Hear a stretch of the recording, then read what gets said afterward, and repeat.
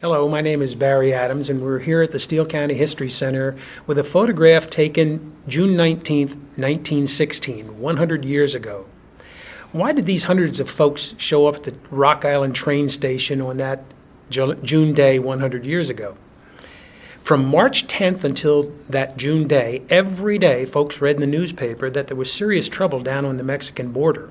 Pancho Villa and a bunch of bandits, we would call them terrorists today, had repeatedly attacked American civilians in New Mexico and Texas. For 3 months, the headlines every day competed with the headlines about the presidential election and the headlines about the war in Europe that had been going on for 2 years. After the United States sent a punitive expedition to Mexico under General John J. Pershing, surely every Minnesotan got worried about the border troubles that might pull our National Guardsmen into the fight. 125 members of Company I, 2nd Minnesota Regiment, and their families and their friends hoped that the regular Army could deal with Pancho Villa. When guys like Amos McGrady saw the headlines that said the state National Guardsmen were going to be called, everyone must have gotten nervous. Well, that brings us to the photo of all the folks at the train station. The Minnesota National Guard was called out.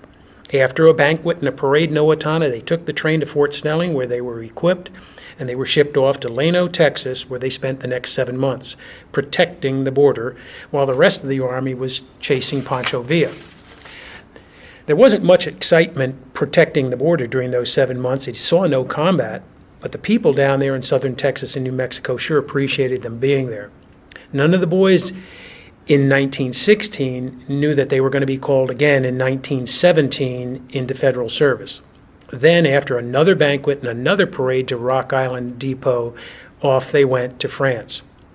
World War I drew these boys back into service to deal with Kaiser Wilhelm's forces, and Amos McGrady died in service in 1917, and he's buried in Owatonna. For more information, come and visit our exhibit hall and our website.